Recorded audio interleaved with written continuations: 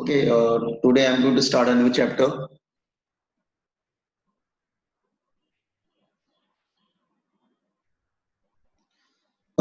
You can say current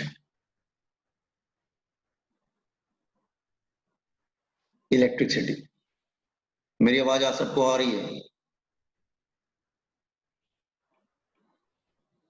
मेरी आवाज सबको सुनाई दे रही है ना, boys and girls? Yes, sir. अच्छा ठीक है। Yes, sir. हाँ, okay, no, it's a very important chapter for all competitive point of view. चाहे आप बोर्ड्स पॉइंट ऑफ व्यू देखेंगे, इसका वेटेज बहुत ज्यादा होता है in all the exams, whether it's a board examination और कॉम्पिटेटिव एग्जामिनेशन। इस पे क्वेश्चन ज्यादा आते हैं current electricity. Is it clear? For all the medicine और इंजीनियरिंग बोथ, करंट इलेक्ट्रिसिटी पे वेटेज ज्यादा होता है, ये बात ध्यान रखना, ठीक है? अच्छा, first one is let's say current, ठीक है? Current denoted by letter I, small I से भी कर सकते हैं, ऐसा कुछ नहीं है, ठीक है? Let's say I am taking one example. Let's say it's a conductor, let's say it's a conductor, let's say it's a conductor, conductor having ये कंडक्टर है, लेट्स से आपको मालूम है conductor having free electrons. Free electron बता, जो outer most orbits के electrons होते हैं, you can say valence electron, वो नॉर्मल रूम टेम्परेचर में क्या होता है, they will come out from the atom, उनको सफिशिएंट हीट एनर्जी मिल जाता है, बाहर आ जाता है, and they are not bound to any atom, so they are called free electrons. So these are, let's say, free electrons. I'm taking few examples, just see. Let's say free electron, and they are always in random motion. Random motion मतलब someone going left, someone going right, कोई downward जा रहा है, कोई upward जा रहा है, like this way, सब अलग अलग डायरेक्शन में, ओके, अलग अलग डायरेक्शन में मूव कर रहे हैं, रैंडम डायरेक्शन। Is clear? तो अगर रैंडम डायरेक्शन में होंगे, they are always random motion, ठीक है? तो let's say it's a cross section area, ये cross section area, so net flow of electron through cross section area is 0, ठीक है? तो अगर रैंडम मोशन में है तो you can say net flow of electron through cross section area is 0, through cross section area is 0, cross section area is 0, ठीक है? तो कहने का मतलब ये है कि अगर कोई क्रॉस सेक्शन एरिया तुम अज्यूम करोगे, लेट्स से अगर मैं कोई क्रॉस सेक्शन एरिया अज्यूम करता हूं, लेट्स से ये, तो क्या होता है कि अगर सपोज करो, मैं एग्जांपल ले रहा हूं, 4 इलेक्ट्रॉन लेफ्ट से राइट जाते हैं, तो 4 इलेक्ट्रॉन राइट से लेफ्ट भी चले जाते हैं, तो पोजीशन में कोई चेंजेस ही नहीं होता है, तो current is 0, so current here it is 0। Are you getting? But अगर तुम उनको कुछ ऐसा करो कि वो एक किसी पर्टिकुलर डायरेक्शन में मूव करने लगे, then will get a current, तब आपको करंट मिल जाएगा। Let me see, just here, let's say यहाँ पढ़ चुके होंगे ऑलरेडी 10th स्टैंडर्ड में, तो बहुत ज्यादा मैं टाइम इसमें नहीं लूंगा। Is it clear? This one, this is a conductor, okay, और सपोज कर लो तुमने इसको बैटरी से कनेक्ट कर दिया, let's say connected to a battery,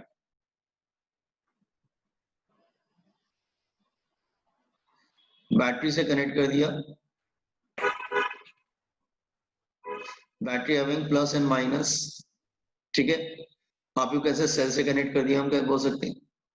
तो व्हाट विल हैपन, जो प्लस होता है वो हाई पोटेंशियल होता है, जो माइनस होता है वो लो पोटेंशियल होता है। Is it clear? तो what will happen, one end become, तो one end become positive, other end become negative, so एक एंड क्या हो जाएगा, वो पॉजिटिव हो जाएगा और दूसरा एंड नेगेटिव हो जाएगा, ठीक है? इलेक्ट्रॉन्स मूव करते हैं फ्रॉम नेगेटिव टू पॉजिटिव, क्योंकि माइनस रिपल करेगा, प्लस क्या करेगा, उनको अट्रैक्ट करेगा, अल्टीमेटली उनका जो डायरेक्शन होता है वो सब एक डायरेक्शन में मूव करना स्टार्ट कर देते हैं। Let's say these are electrons, okay, they started moving towards positive, कि इलेक्ट्रॉन अगर माइनस से प्लस की तरफ मूव करने लगेंगे तो उसका अपोजिट क्या स्टार्ट हो जाएगा, करंट। तो करंट स्टार्ट हो जाता है in this direction. Current always flows opposite to direction of motion. Current हमेशा direction of motion of electron के अपोजिट होता है। Let me explain it other way, ठीक है, मैं इसको एक्सप्लेन करता हूँ। रुकिए, जैसे okay, let's say it's a wire and here it is a battery. Okay, ये battery, okay. No, current flow कर रहा है इन दिस डायरेक्शन। सो जो इलेक्ट्रॉन्स है ना वो अपोजिट डायरेक्शन में फ्लो करेंगे। Electron will flow in opposite direction.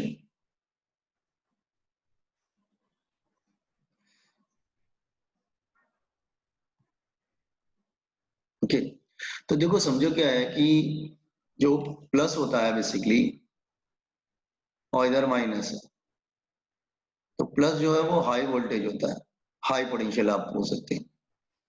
Are you getting my voice ना? मेरी आवाज आ रहा आप लोग को आ रही है ना? हाँ सर। Yes, sir. हाँ, ये लो पोटेंशियल होता है, ठीक है। अच्छा, सो एक्चुअली करंट फ्लो करता है फ्रॉम पॉजिटिव टू नेगेटिव, जबकि इलेक्ट्रॉन फ्लो करेगा from low potential to high potential. Okay, so current हमेशा इलेक्ट्रॉन के अपोजिट फ्लो करता है। दैट्स व्हाई साइंटिस्ट बिलीव करते हैं, क्या बिलीव करते हैं, the flow of positive charge in one direction is equivalent to, मैं रिपीट कर रहा हूं अपने word, the flow of positive charge in one direction is equivalent to flow of negative charge in opposite direction. अगर एक direction में plus charge आ रहा है तो अब उसके अपोजिट डायरेक्शन में माइनस चार्ज जरूर जाएगा, ठीक है। दोनों कभी सेम डायरेक्शन में मूव नहीं कर सकते ना। सो यू कैन से, हम बोल सकते हैं current is suppose to be positive. Current को हम पॉजिटिव अज्यूम करते हैं, होता नहीं है positive. Don't say current is positive, current is suppose to be positive. Current को साइन कन्वेंशन दिया गया है, इसको पॉजिटिव अज्यूम किया गया है, दैट्स व्हाई इसको साइन प्लस दिया गया है, दैट्स व्हाई इसको बोलते हैं कन्वेंशनल करंट।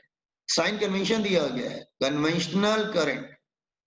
क्योंकि करंट हमेशा इलेक्ट्रॉन से अपोजिट फ्लो करता है तो करंट को हम पॉजिटिव अज्यूम करते हैं, अज्यूम वर्ड यूज कर रहे हैं, होता नहीं है plus side. No, don't say, किसी से ऐसा मत बोलना कि करंट में पॉजिटिव चार्ज होता है। Current is suppose to be positive charge because positive charge always flows opposite to negative charge, और दैट्स व्हाई इसको साइन कन्वेंशन दिया गया plus.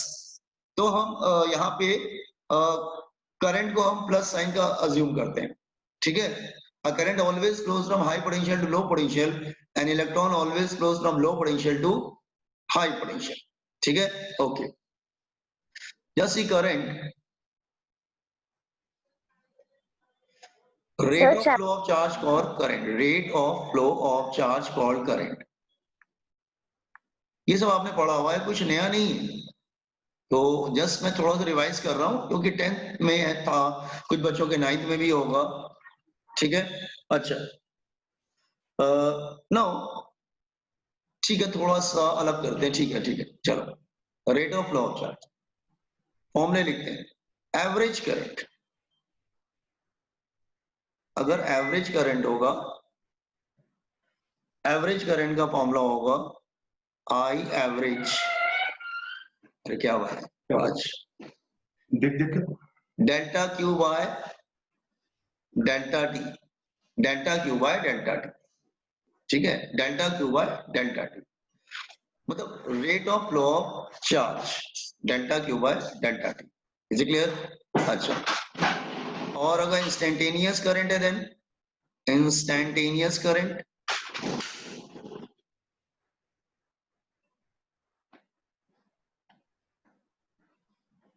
Sir dq by dt। dq by dt होगा, yes, dq by dt, ठीक है।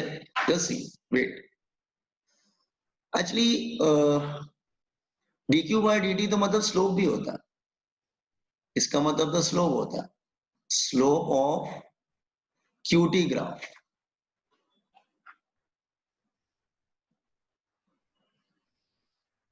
और slope को तो आप tan थीटा भी बोल सकते हैं। स्लोप को you can also say tan theta. इसका मतलब क्यूटी ग्राफ का जो स्लोप होता है ना वो तुमको इंस्टेंटेनियस करंट देगा, दैट इज आर। ठीक है, उसका स्लोप जो है करंट देगा। ठीक है, अच्छा नो, अच्छा हम इसको ऐसे भी तो लिख सकते हैं स्लोप, हाँ चलो ठीक है। Now third formula, wait again, I is equal to dq by dt, cross multiplied, तो dq is equal to I into dt, integrating both side, I into dt from 0 to t या t1 to t2। ठीक है, तो amount of charge find out करने का ये भी एक फॉर्मूला होता है, इंटीग्रेट करना पड़ता है करंट को। कैसे निकाला, उस फॉर्मूले को क्रॉस मल्टीप्लाई किया, क्रॉस मल्टीप्लाई करके दोनों तरफ इंटीग्रेट कर दिया, इंटीग्रेटिंग बोथ साइड, इंटीग्रेट करेंगे तो ऐसा हो जाएगा। इसे क्लियर, समझ में आया? अच्छा वेट, अच्छा इंटीग्रेशन का मतलब तो कुछ और भी होता है। इंटीग्रेशन का मतलब एरिया बिलो द ग्राफ भी होता है। इसका मतलब इंटीग्रेशन का मतलब एरिया बिलो द ग्राफ भी होता है। तो area below IT graph, what is this one, जैसे अगर सपोज कर लो ग्राफ दे रखा है, सो इसका जो एरिया होगा, लेट्स से अगर कोई एरिया दे रखा है, let's say I am taking one area, इसका एरिया ले लेते हैं। तो जो इसका एरिया होगा that is equal to delta Q.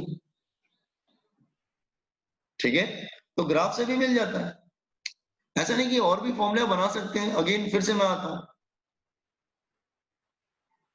I is equal to delta Q by delta t. तो आप ऐसे भी तो लिख सकते हो, डेल्टा क्यू की वैल्यू यहां रख दो, तो integration of I into d t 0 to t upon integration of d t 0 to T.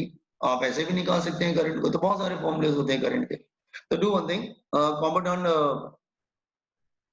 जो भी आपको लग रहा है इंपॉर्टेंट है कॉपी कर लीजिए, जो लग रहा है आपको लीस्ट इंपॉर्टेंट है आपको मालूम है, कोई जरूरत नहीं कॉपी करने का। ठीक है, तो this a small introduction part about the current. Sir chapter का नाम क्या है? Current electricity, current electricity is a very very important chapter for all the examination.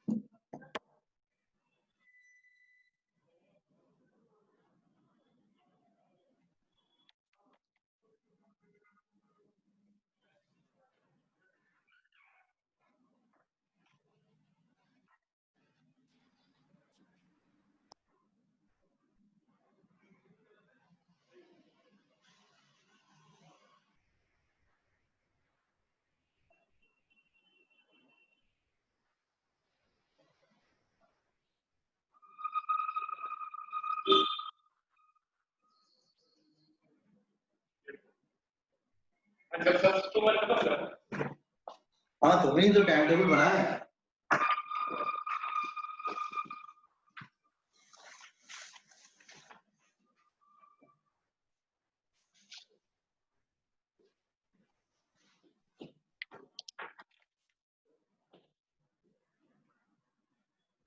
मैं स्लाइड को नीचे मूव करूं,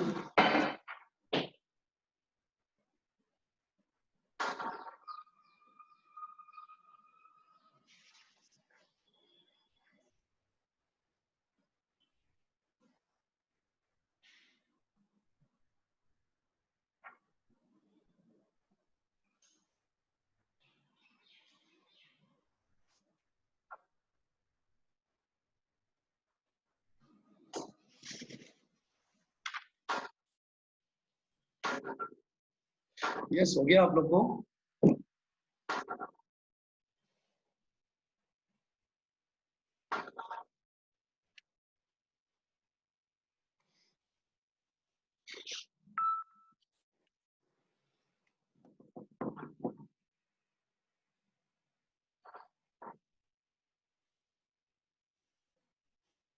Yes, sir.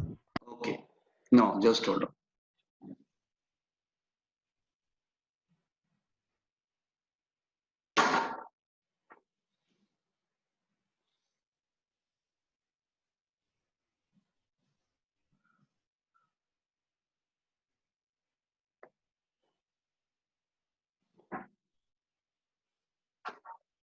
सर थोड़ा ऊपर ले लो।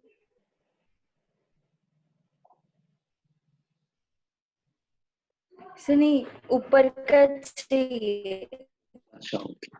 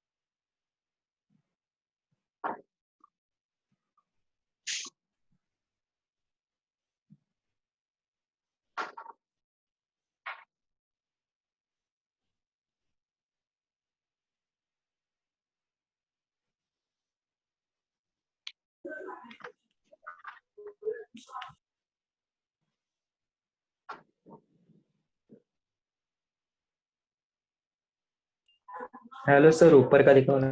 Done sir. ऊपर ऊपर कुछ नहीं था, ऐसे ही ये स्टार्ट इधर से ही हुआ।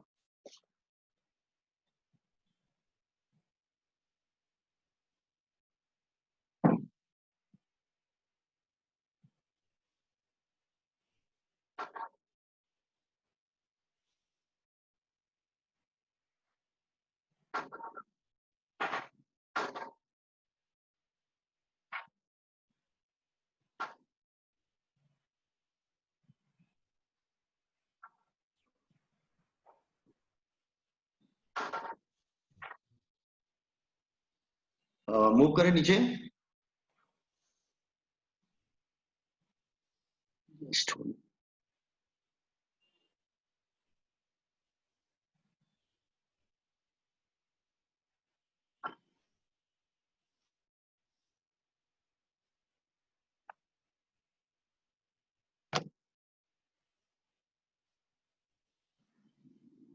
बता देना तो मैं नीचे मूव करूंगा इसको।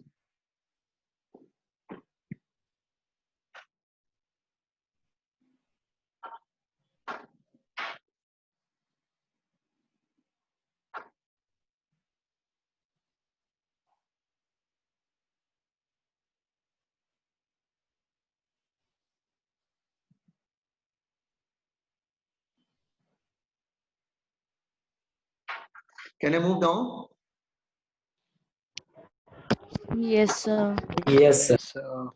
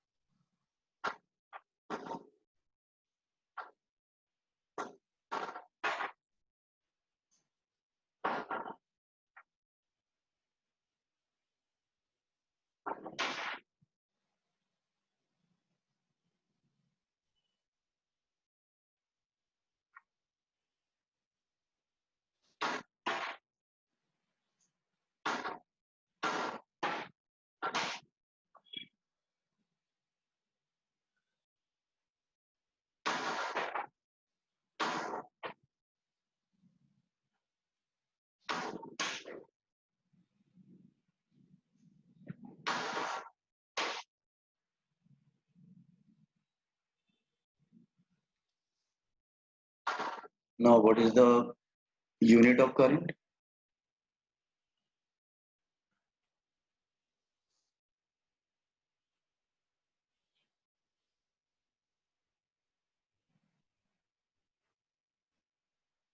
एम्पियर। हाँ, एसआई यूनिट तो एम्पियर हो जाएगा, कोई प्रॉब्लम नहीं है। एम्पियर बोल सकते हैं या फिर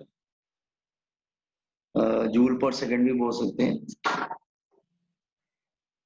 जूल पर second that is ampere. CGS क्या होता है? सीजीएस में कभी न्यूमेरिकल नहीं करना, ठीक है? बता देते हैं, सीजीएस में 2 यूनिट होती है। सीजीएस में होती है, एक तो स्टैट एम्पियर होता है, स्टैट एम्पियर, ठीक है? स्टैट एम्पियर लिख देता हूं, stat ampere, just wait. Stat ampere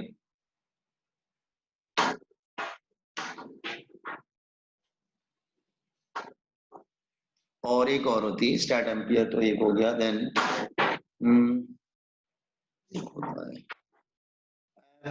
एव एम्पियर,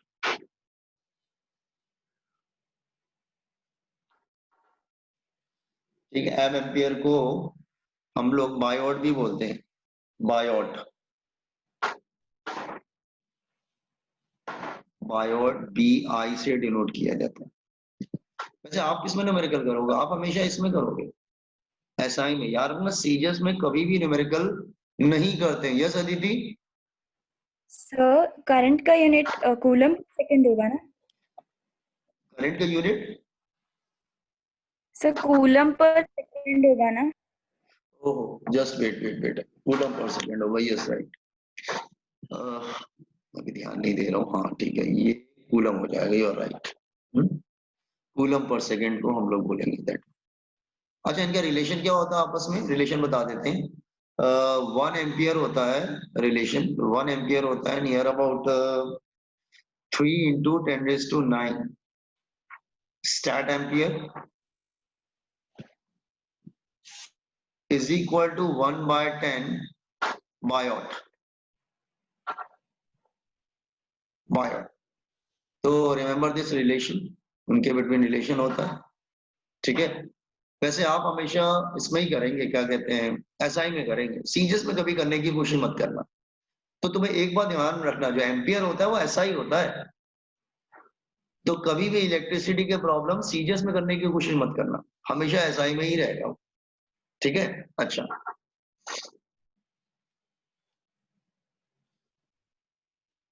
नो, करंट बहुत तरीके के होते हैं। लेट्स से अगर हम करंट पे आते हैं, तो करंट देयर बेसिकली 2 टाइप्स जो हमारे सिलेबस में है। वन इज डायरेक्ट करंट, सुना होगा आपने, जरूर सुना होगा इसको, direct current, and other is alternating current. दोनों के लिए सेपरेट चैप्टर है। तो यहाँ पे हम लोग डायरेक्ट करंट पढ़ रहे हैं।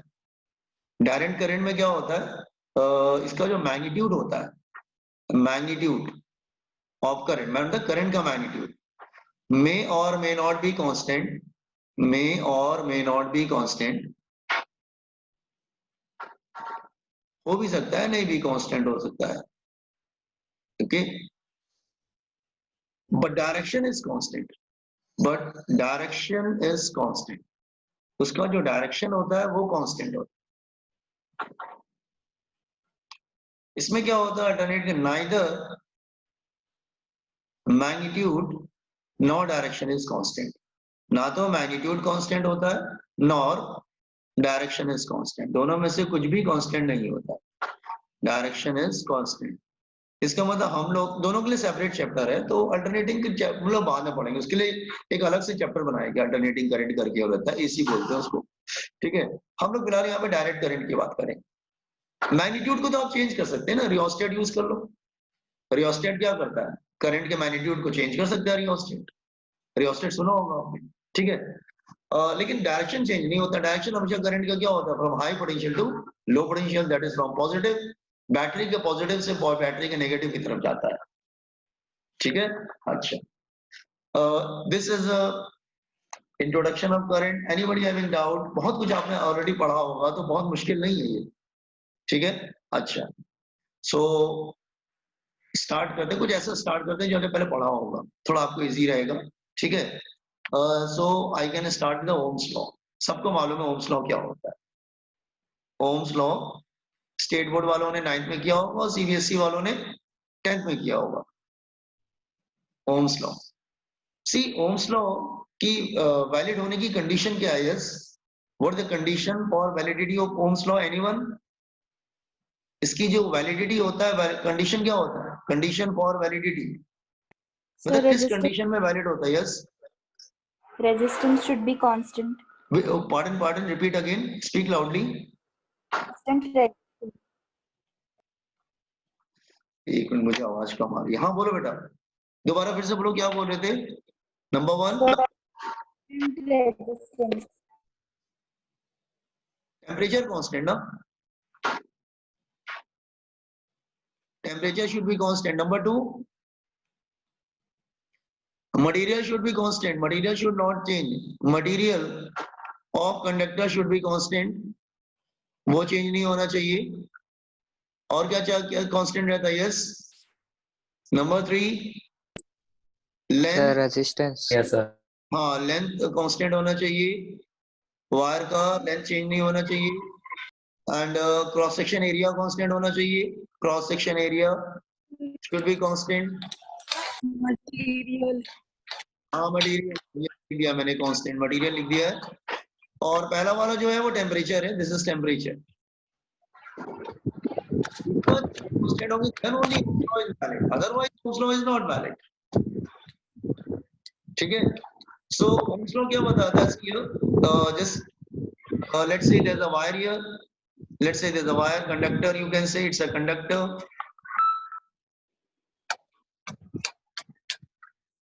okay. Now let's say आप वोल्टेज अप्लाई करते हैं, वोल्टेज को हम लोग वेरिएबल ले लेते हैं, वेरिएबल कैसे लेंगे, वेरिएबल कैसे लेंगे, रियोस्टेट अप्लाई कर देते हैं, वेट, रियोस्टेट अप्लाई कर देते हैं।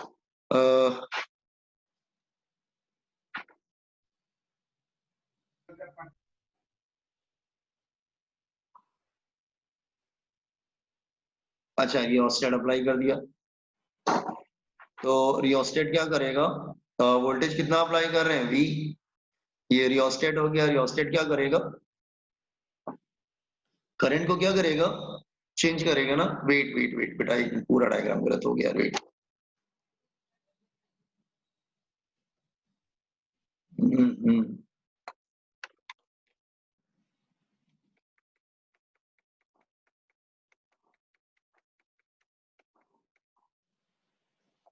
छोड़ो, सिंपल कर देते हैं डायग्राम को। वेट,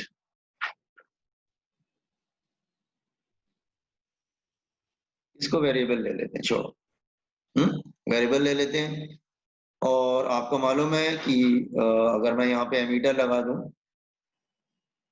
एमीटर सीरीज में लगाते हैं, और आपको मालूम है वोल्ट मीटर कैसे लगाते हैं। वोल्ट मीटर शायद पैरेलल लगाते हैं। Volt meter is connected in parallel. Volt meter parallel में लगाते हैं, पढ़ा है ना। एमीटर सीरीज में लगाते हैं। सो करंट फ्लो कर रहा है, let's say current is flowing from positive to positive से नेगेटिव जा रहा है, दैट इज करंट। और वोल्टेज हम वेरिएबल कर सकते हैं, वहां पर वेरिएबल वोल्टेज हमारे पास है। तो ओम्स लॉ का स्टेटमेंट बहुत सिंपल था कि when all this physical quantities, that is temperature, cross section area, length, these all are constant. So you can say current flowing in the conductor is proportional to what? Potential difference applied across the conductor. Or you can say VZ, V is proportional to I. Or you can say proportionality sign जाता है, you'll get a constant, that is R. Is it clear? तो ज्यादातर बच्चे इस तरह से याद करते हैं, V is equal to I. ठीक है, this is Ohm's law. Just copy down this one. तो आगे हम लोग पढ़ना स्टार्ट करते हैं। कहाँ से कॉपी करना है? Yes. और रेजिस्टेंस भी तो कांस्टेंट होगा ना?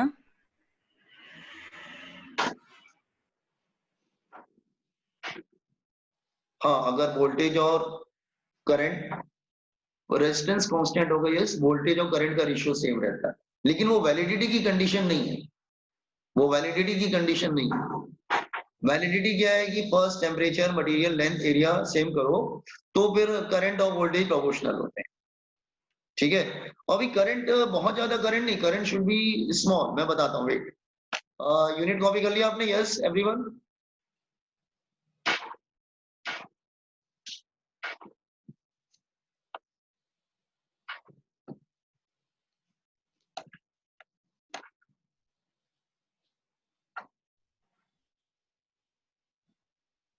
हो गया sir. Okay,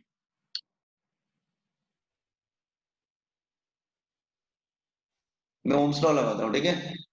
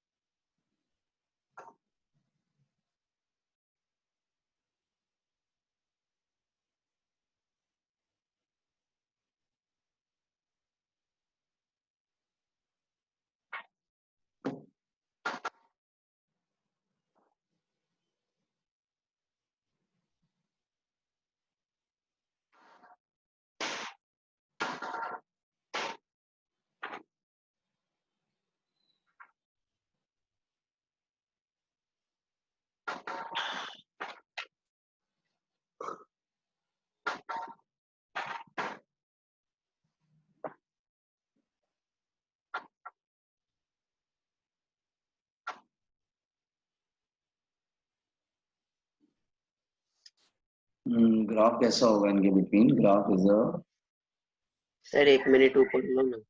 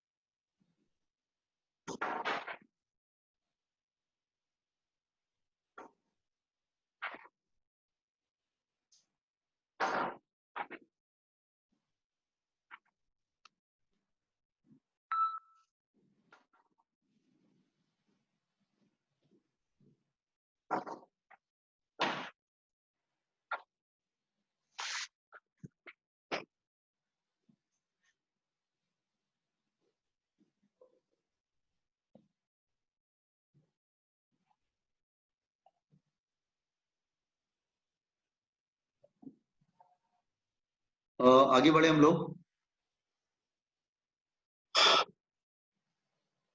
Yes, sir. Graph क्या होता है? Just see graph is a, हाँ ग्राफ तो स्ट्रेट लाइन ही होता है। Just see graph is a straight line.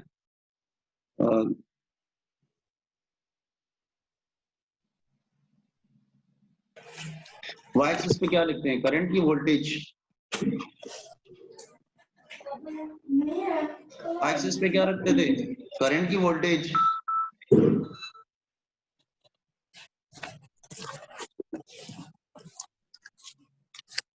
Yes, axis Current. Y axis पे करंट रखते थे, इधर वोल्टेज रखते थे। ठीक है, वो वैसे रिवर्स हो सकता है सर। ठीक है, अच्छा। ग्राफ कैसा है? It's a straight line passing through origin line. ठीक है, इसका अगर हम स्लोप निकालेंगे तो इसका अगर हम स्लोप निकालते हैं, लुकिए, ठीक है, लेट्स से ये V1 है और ये क्या है? V2। तो ये हो जाएगा डेल्टा V, और इधर आ जाएगा let's say this is I1 and I2। तो ये हो जाएगा दैट इज डेल्टा I, ये हो जाएगा डेल्टा I।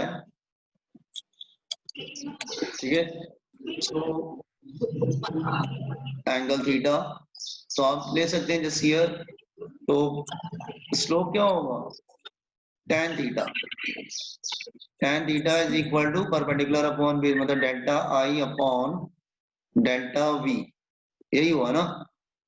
अच्छा, आपको ये मालूम है कि ये तुम्हारा जो V is equal to I R आया है, तो where R stands for what?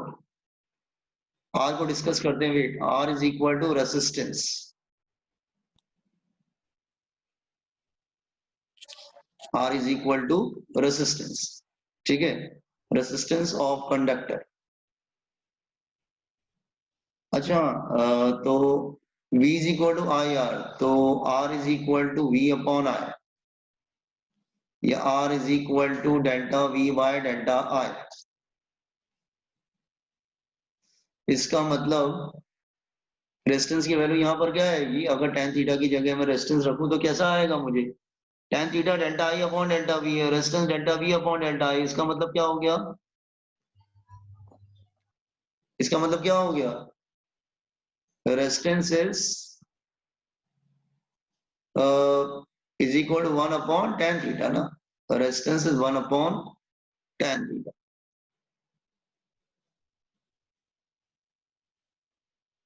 ठीक है कि नहीं? Resistance is 1 upon slope, inversely proportional to slope. Got this one? ये बात समझ में आया क्या? Okay, resistance inversely proportional to slope. जैसे अगर मैं छोटा सा क्वेश्चन लूं इधर, if I'm taking a very small question, let's say this is a very small question I'm taking. Let's say this is a graph,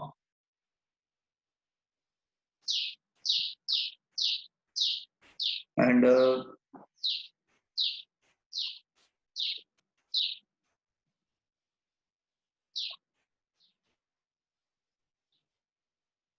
okay, तो which one is greater, R1 और R2? कौन greater होगा? Yes, resistance inversely proportional to slope. कौन Sir, greater R1 होगा? will be great. R1 greater होगा, R1 greater होगा, sure ना? हाँ, जिसका स्लोप कम होगा Yes, उसका sir. रेजिस्टेंस ज्यादा होगा। You are right. ठीक है, सो अगर हम लोग लेट्स से, अगर हम लोग ये सपोज कर लो θ1 है, और ये सपोज कर लो θ2 है, तो आप बोल सकते हैं theta 2 is greater than theta 1, तो tan theta 2 is greater than tan theta 1, इसका मतलब 1/r2 is greater than 1/r1, इसका मतलब r1 is greater than r2। ठीक है, वैसे भी जिसका स्लोप कम होगा उसका रेजिस्टेंस ज्यादा होगा, ये बात ध्यान रखना। क्लियर? रेजिस्टेंस है क्या उसको डिस्कस करने की कोशिश करते हैं। यस, कॉन्फिडेंस फॉर्मूला कॉपी कर लेना, r is equal to 1/tan theta, ये ग्राफ बना लेना, याद रहेगा तुम लोग को।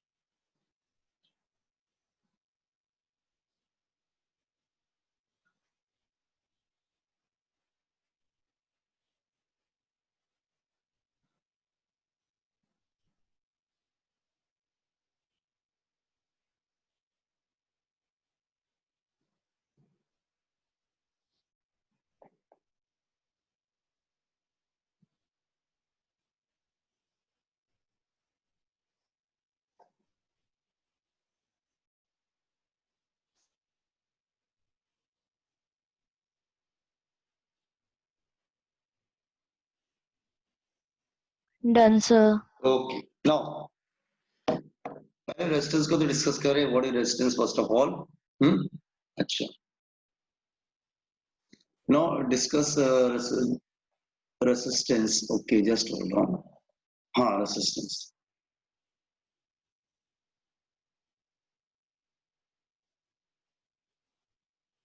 ठीक है,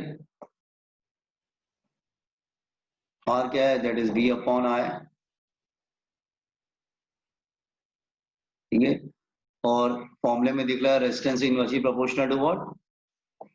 करंट। ठीक है, अच्छा ठीक है, इसका सिंबल क्या होता है? ठीक है, नाउ ये रेजिस्टेंस का सिंबल है। रेजिस्टेंस का यूनिट क्या होता है? Yes, unit of resistance omega. Ohm हो जाएगा।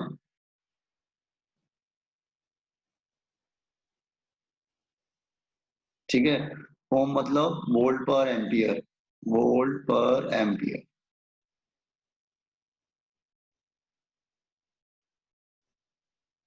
रेजिस्टेंस का डायमेंशन कैसे निकालेंगे? Yes, anyone? How to get the dimension of resistance? R is equal to V upon I। Dimension कैसे निकालेंगे? Yes, anyone? V upon I, dimension कैसे निकालेंगे? I का तो A लिख देंगे, V कैसे लिखेंगे? V मतलब पोटेंशियल डिफरेंस। पोटेंशियल डिफरेंस का फॉर्मूला मालूम है क्या?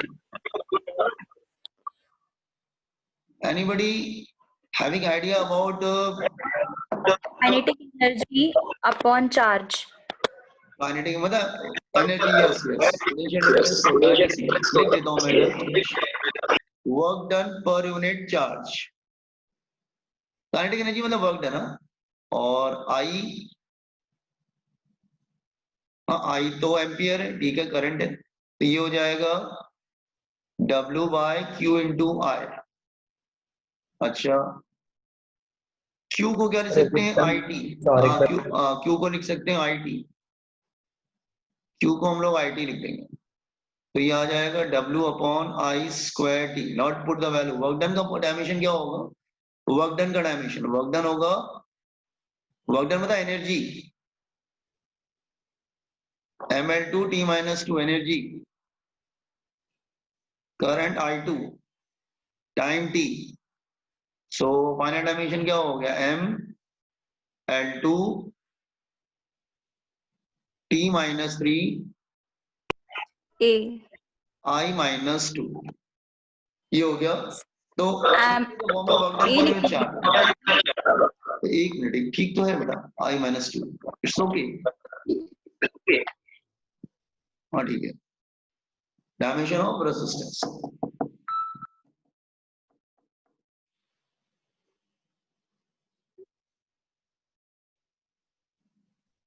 Okay, no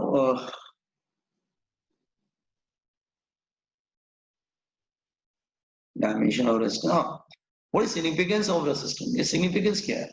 What is significance?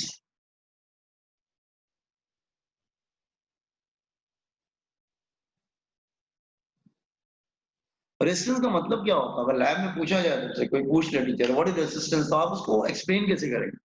Definition नहीं चाहिए मुझे, डेफिनेशन तो ठीक है, it's a ratio of voltage upon current, वो छोड़ो, डेफिनेशन कोई नहीं पूछेगा।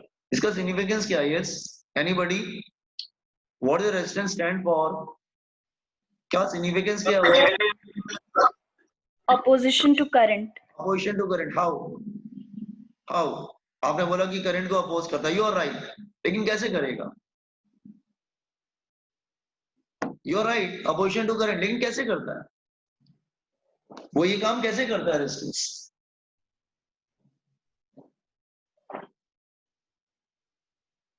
अच्छा, मैं समझाने की कोशिश करता हूँ, ठीक है? Sir, due to some atoms in the yes yes, very good, yes very good. See what is saying कि देखो, सपोज अगर मैं कंडक्टर ले रहा हूँ, कंडक्टर के अंदर वैक्यूम तो होता नहीं, ठीक है, फ्री इलेक्ट्रॉन्स आ गए हैं वो अलग बात है, बट वैक्यूम तो नहीं है अंदर। तो let's say these are atoms, ये सर्कल बना रहे हैं, दीज आर एटम्स, लेट्स से, ठीक है, इधर प्लस अप्लाई किया, इधर माइनस अप्लाई किया, and these are atoms, let's say, okay. Let's हम इलेक्ट्रॉन ले लेते हैं, electron is here. Electron actually attract होता है टुवर्ड्स द पॉजिटिव। क्यों अट्रैक्ट होता है बताते हैं थोड़ी देर में, ठीक है? इलेक्ट्रॉन्स एक्चुअली अट्रैक्ट होता है टुवर्ड्स द एटम, ठीक है? तो वो एक्चुअली एक्सेलरेट करता है, उसकी तरफ मूव करता है, एक्सेलरेट करता है, मैं यूज कर रहा हूँ वर्ड एक्सेलरेट करता है, ठीक है? अच्छा, नो, एक्सेलरेट करता है तो इलेक्ट्रॉन जब मूव करता है तो वो एटम से टकराता है, क्योंकि एटम हमेशा वाइब्रेटिंग रहते हैं, आपको मालूम है सॉलिड में भी एटम्स वाइब्रेट करते रहते, तो उसका काइनेटिक एनर्जी लॉस होता है, फिर वो मूव करता है, फिर वो टकराता है, लाइक दिस वे, इस तरह से वो टकराते टकराते कैसे भी अदर एंड तक वो पहुंचता है, just like this way, electron इस तरह से जाता है।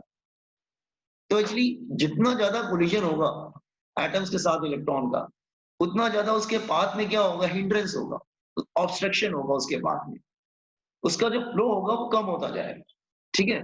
तो मतलब more the collision of electron with the atom, more the collision of electron with the atom, with atoms, that is more obstruction,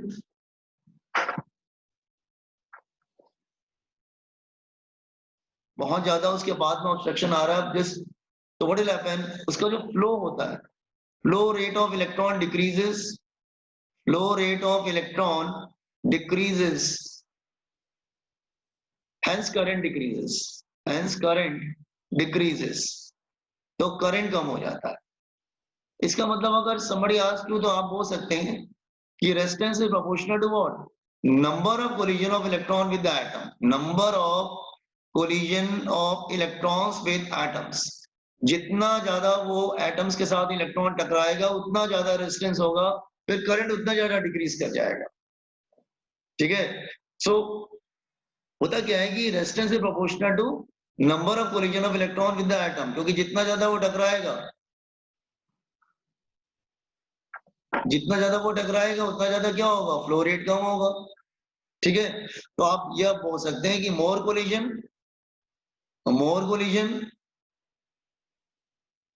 then resistance will increase, ठीक है? और करंट क्या हो जाएगा? फिर कम हो जाएगा, हेंस फ्लो रेट डिक्रीज हो जाता है, हेंस करंट विल डिक्रीज। तो यार ना, resistance actually number of collision of electron with the atoms होता है, जितना ज्यादा वो टकराएगा उतना ज्यादा रेजिस्टेंस होता है, क्योंकि वैक्यूम तो होता नहीं कि इलेक्ट्रॉन फ्रीली एक एंड से दूसरे एंड पे चला जाए, उसके अंदर बहुत एटम्स रहते हैं जो वाइब्रेट करते हैं। तो electron keep on collision, colliding colliding colliding, कैसे भी वो टकराते टकराते अदर एंड तक पहुंच जाता है। जिगजैग पाथ में, स्ट्रेट नहीं चलता है इलेक्ट्रॉन, रिमेंबर, वो काफी जिगजैग पाथ में जाता है वो, ठीक है, और कैसे भी अदर एंड पे आ जाता है।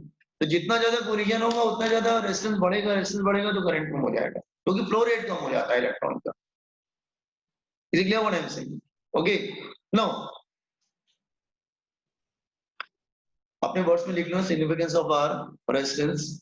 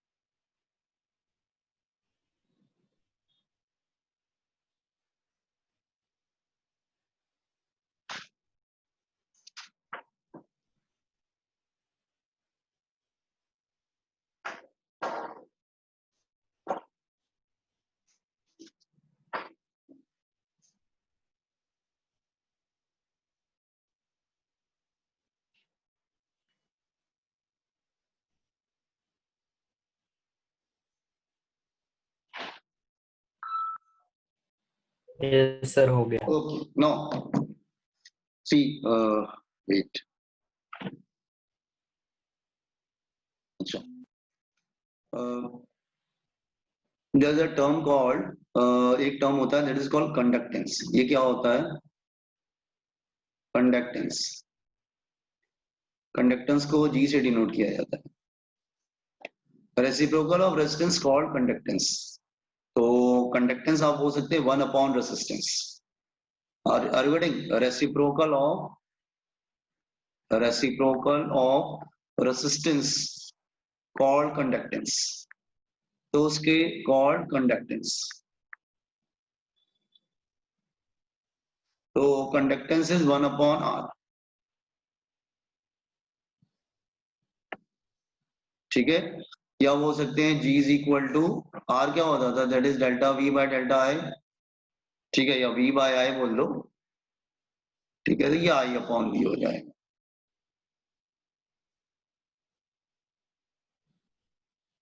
अच्छा, इसका यूनिट क्या होगा? वेट, इसका यूनिट क्या होगा? यूनिट ऑफ कंडक्टेंस, इसका यूनिट होगा, ऐसा यूनिट ही कर रहे हैं और कुछ नहीं कर रहे हैं, ठीक है। Per ohm, per ohm,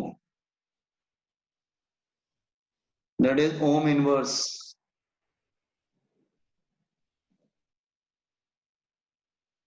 that is ohm inverse, इसको मो भी बोलते हैं, ओम का उल्टा मो, या फिर इसको SI बोलते हैं, siemens, name of person.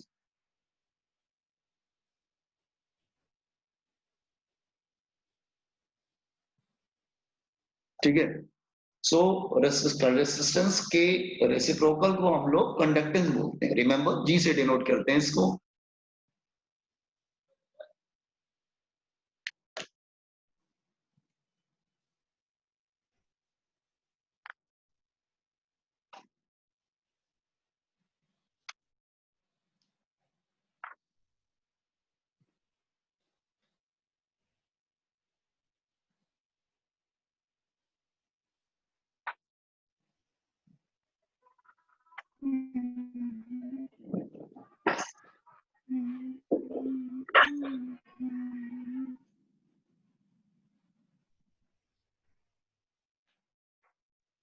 Excuse me sir.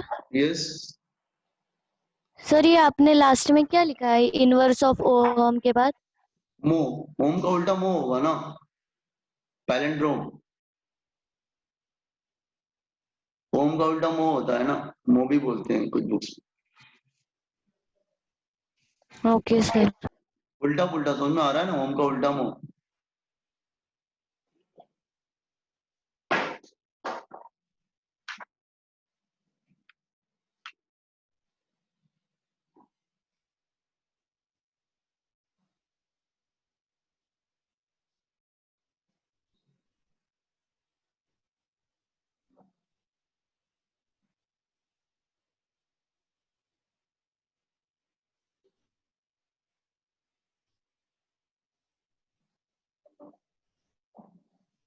Okay, one more thing,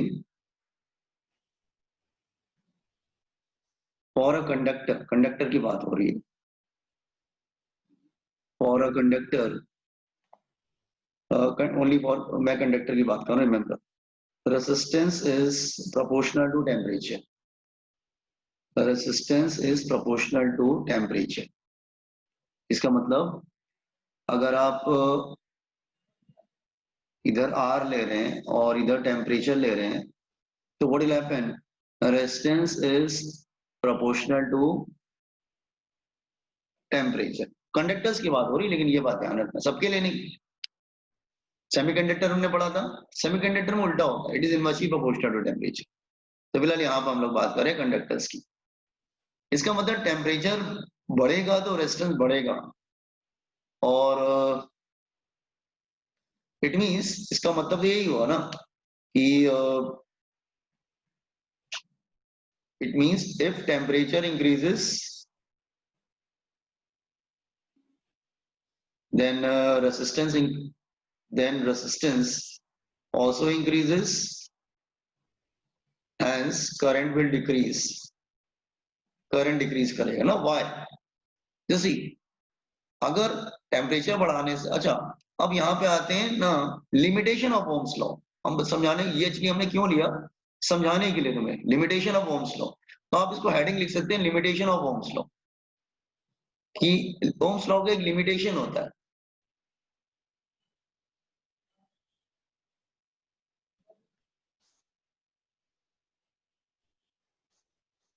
So what is the limitation? Ohm's law is valid for low current only. Ohm's law is valid for small currents. ये इसकी एक limitation है, remember, ये बात ध्यान रखना। ठीक है, अगर बड़ा करंट होता है तो ओम्स लॉ वैलिड नहीं होता है। मतलब आप कहेंगे बड़ा करंट है मतलब ओम्स लॉ वैलिड नहीं, मतलब क्या, सही है, मैं समझाने की कोशिश कर रहा हूं। नॉर्मली जो ग्राफ होता है, नॉर्मली ग्राफ कैसा होता है, सही है, अगर मैं ग्राफ प्लॉट करूं between I and V, see I and V, तो ग्राफ कैसा आता था, ग्राफ इस तरह से आता है,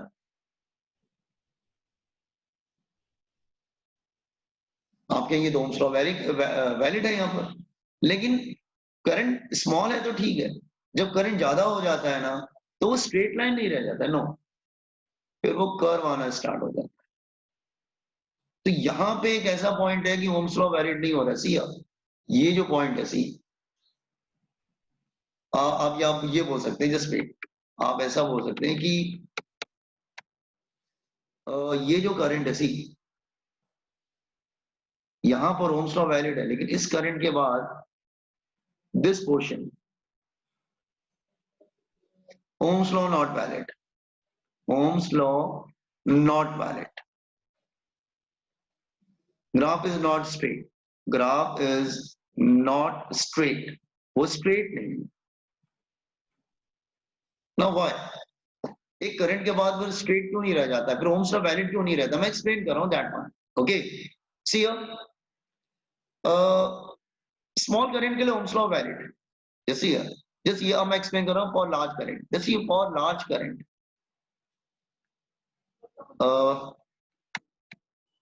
फॉर लार्ज करंट अगर लेट्स से करंट बहुत लार्ज हो, हाँ करंट लार्ज हो जाता है, then large, yes anybody asking something, Ohm's law is valid for small current. No explanation why. ऐसा क्यों हो रहा है कि Ohm's law स्मॉल करंट पे ही वैलिड है, लार्ज करंट पे वैलिड नहीं होता है। Why? फॉर लार्ज करंट अगर करंट ज्यादा हो जाएगा, ओके, तो हीट प्रोड्यूस, करंट अगर आपको मालूम है बहुत ज्यादा करंट पास करते हैं तो क्या होता है, हीट प्रोड्यूस हो जाता है, तो heat produces in the wire,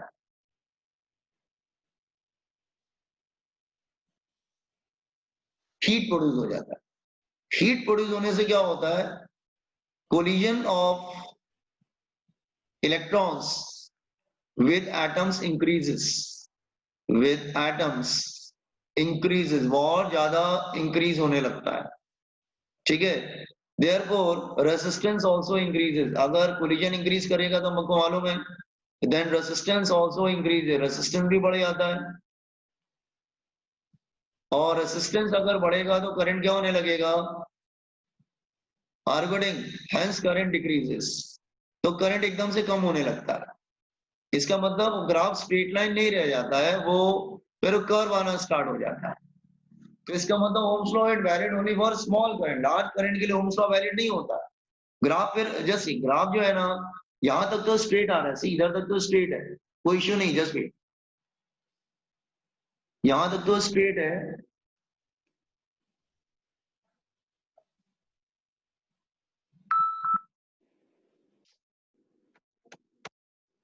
okay, तो यहां तक तो स्ट्रेट है, लेकिन उसके बाद क्या होता है, उसके बाद ये ऐसे कर्व आना स्टार्ट हो जाता है, कर्व क्यों आना स्टार्ट हो गया, कर्व इसलिए आना स्टार्ट हो गया क्योंकि स्ट्रेट का मतलब क्या है कि ओम्स लॉ वैलिड है, यही मतलब हुआ ना, ओम्स लॉ होता है एकदम से कर्व आना स्टार्ट हो गया, जैसे ही कर्व आता है इसका मतलब Ohm's law is not valid, current एकदम से कम होने लगता है, इसका मतलब ओम्स लॉ की लिमिटेशन क्या है, it is valid for low current only, small current के लिए ओम्स लॉ फिट बैठता है, लार्ज करंट के लिए ओम्स लॉ फिट नहीं बैठता, no, are you getting the limitation of Ohm's law, क्योंकि टेम्परेचर बढ़ता है ना तो रेजिस्टेंस बढ़ जाता है, क्योंकि कोलिजन बढ़ जाता है, क्योंकि ज्यादा से ज्यादा इलेक्ट्रॉन कोलाइड करने लगेगा with the atoms, you got this idea, समझा सब लोग, एवरीबॉडी, Yes, sir. हाँ, तो लिमिटेशंस कॉपी कर लो कि Ohm's law is valid for small current only, small current only लिख लेना।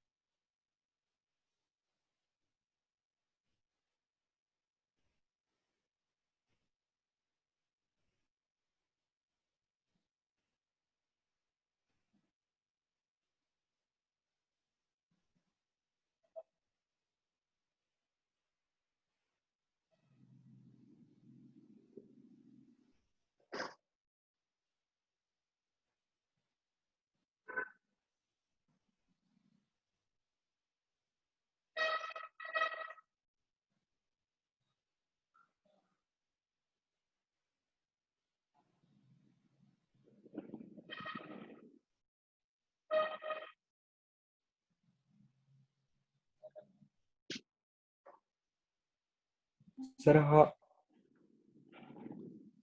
हाँ बोलिए।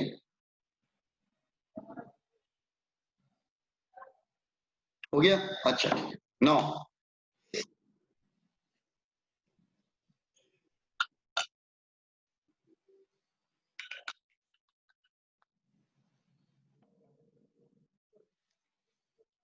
नो आपने आई थिंक 10 में जरूर बच्चों ने पढ़ा होगा रेसिस्टिविटी। तो रेसिस्टिविटी, हाँ रेसिस्टिविटी पढ़ा हुआ, जैसे रेसिस्टिविटी।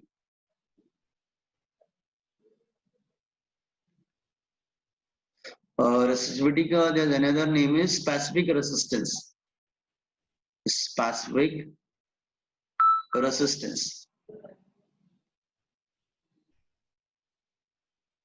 और इसको डिनोट करते हैं बाय रो। रो से डिनोट करते हैं, दैट वन। ठीक है। अच्छा, आपने पढ़ा होगा, इसलिए मैं थोड़ा सा रिवाइज करके आगे बढ़ रहा हूँ। ठीक है। Resistance is proportional to length of a conductor. Why? अगर जैसी अगर लेंथ छोटा है तो कोलिजन कम होगा, और लेंथ ज्यादा है तो कोलिजन क्या होगा? ज्यादा होगा, क्योंकि रेसिस्टेंस का मतलब क्या था? Number of collision. रेसिस्टेंस का मतलब क्या था? Number of collision of electron with atom, यही था ना, विद एटम्स। इसका मतलब लेंथ छोटा होगा तो कोलिजन कम होगा, और लेंथ ज्यादा होगा तो कोलिजन ज्यादा होगा। तो resistance is proportional to length of a conductor. Resistance is inversely proportional to cross section area. ठीक है। और आपको मालूम है अगर क्रॉस सेक्शन एरिया कम है और दूसरी तरफ क्रॉस सेक्शन एरिया ज्यादा है, तो वैसे होता है ना, जैसे narrow road and broad road. अगर ब्रॉड रोड होगा तो कोलिजन कम होगा, नैरो रोड होगा तो कोलिजन ज्यादा होगा। Are you getting what I am saying? Narrow road में कोलिजन ज्यादा होगा, ब्रॉड रोड में कोलिजन कम होगा। Greater the cross section area, lesser will be the collision, lesser will be the collision, lesser will be the resistance. ठीक है।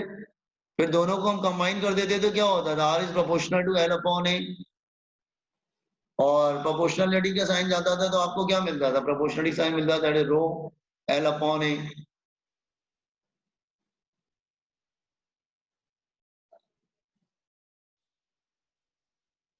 ठीक है। या आप बोल सकते हैं rho is equal to R A by L.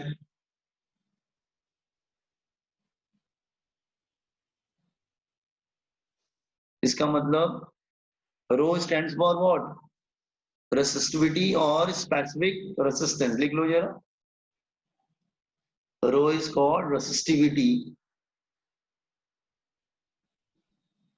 और स्पेसिफिक रेसिस्टेंस। दो नाम होते हैं यार में, स्पेसिफिक रेसिस्टेंस। तो लेंथ ज्यादा होगा तो कोलिजन ज्यादा होता है, तो रेजिस्टेंस विल बी मोर, और एरिया ज्यादा होगा तो रेजिस्टेंस का, सॉरी, कोलिजन कम होगा तो रेजिस्टेंस कम हो जाता है।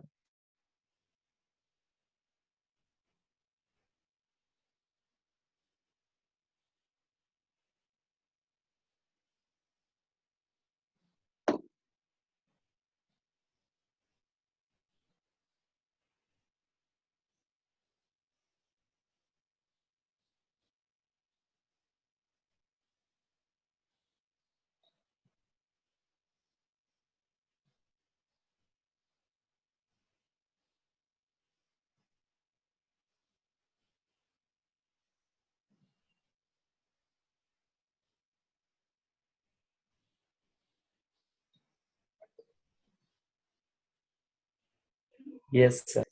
अच्छा, no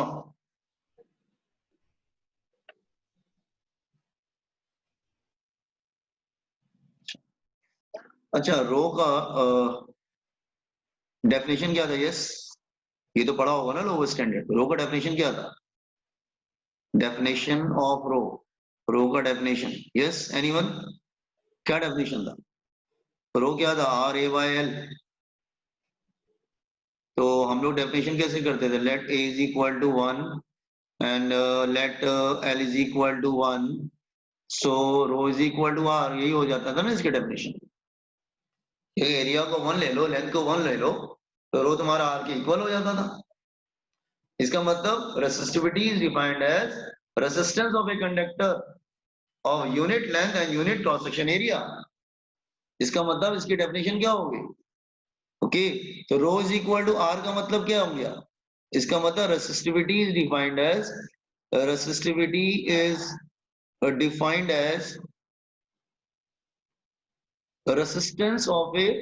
resistance of a conductor of unit length and unit cross section area, unit length and unit cross section area, cross section area।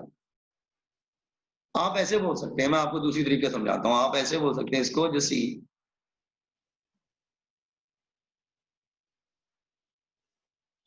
हाँ, आप ऐसे बोल सकते हैं कि दो तरीके से आप बोल सकते हैं। एक तो ऐसा है, सपोज कोई वायर है, इसका जो एरिया है वो 1 ले लो, इसका लेंथ है जो 1 ले लो, और एरिया भी 1 ले लो, area is also 1। So length और एरिया दोनों 1 ले लो, तो रो तुम्हारा आर के बराबर हो जाएगा। ठीक है, या आप दूसरी तरीके से बोल सकते हैं कि अगर कोई क्यूब ले लो, हाँ क्यूब ले लो, लाइक दिस वे।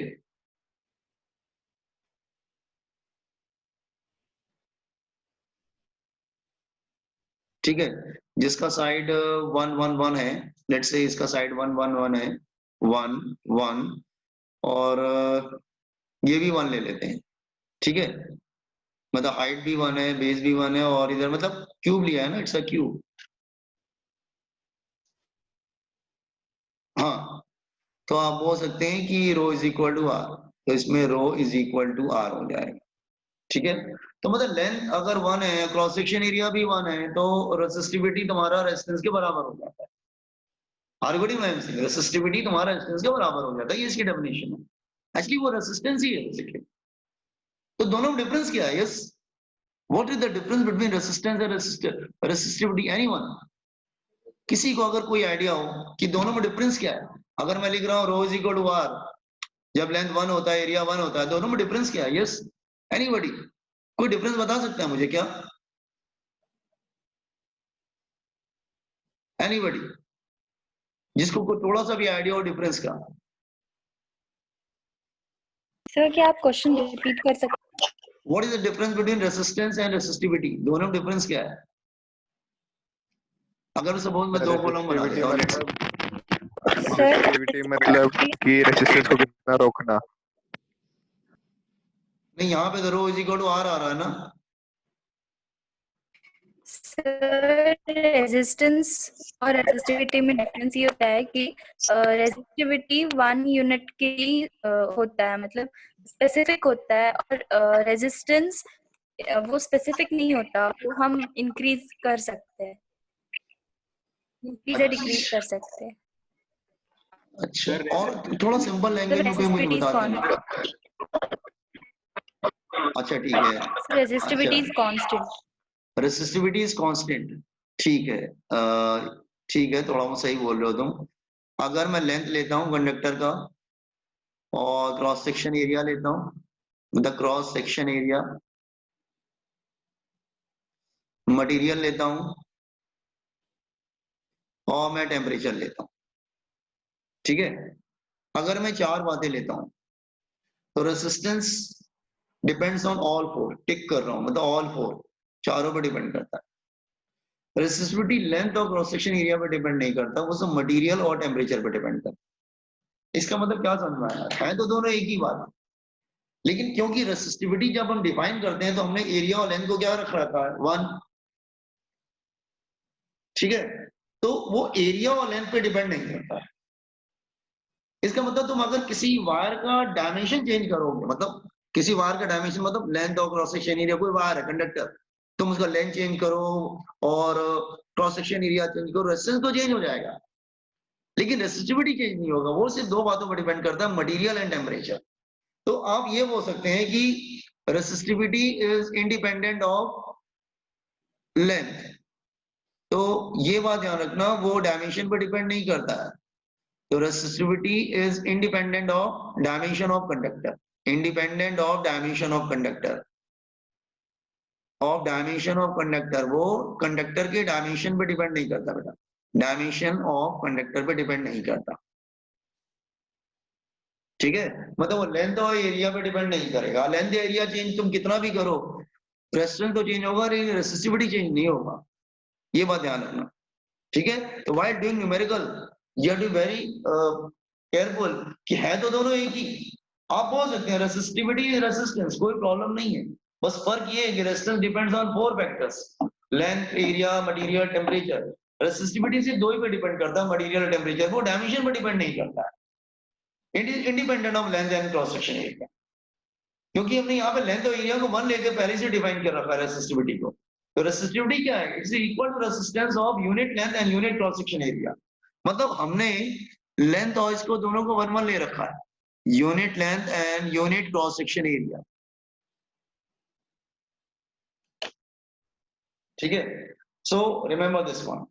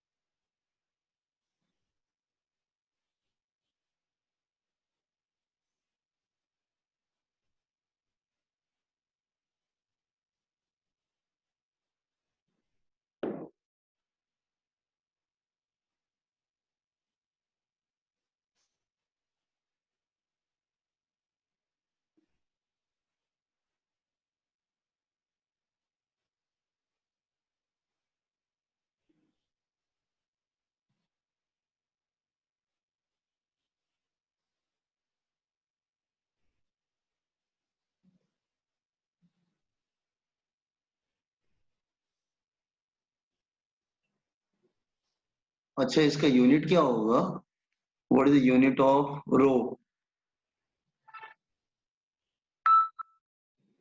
रो का यूनिट क्या होगा? ओहम पर metre.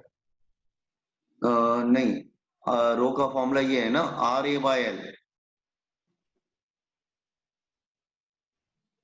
Are A by L, तो आर क्या होगा ओम, एरिया क्या होगा मीटर स्क्वायर, लेंथ मीटर होगा, पर नहीं होगा, ओम मीटर होगा, 1 मीटर कैंसिल हो जाएगा, तो इसका यूनिट आ जाएगा ओम इंटू मीटर, ओम मीटर आ जाएगा।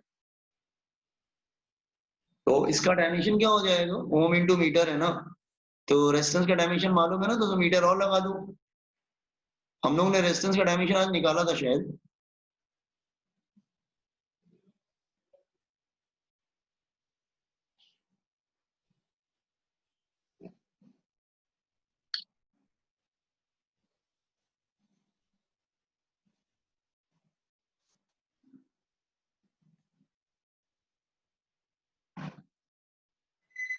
तो उसका डायमेंशन क्या हो जाएगा, हाँ, rho is equal to R A by L ना, R A by L, R का क्या था, आर का डायमेंशन था M L two T minus 3 I minus 2, यही था ना, y -2 हाँ -2, एरिया क्या हो जाएगा, दैट इज L2 और नीचे लेंथ L है, तो फाइनली क्या हो जाएगा M L3 T minus 3 I minus 2।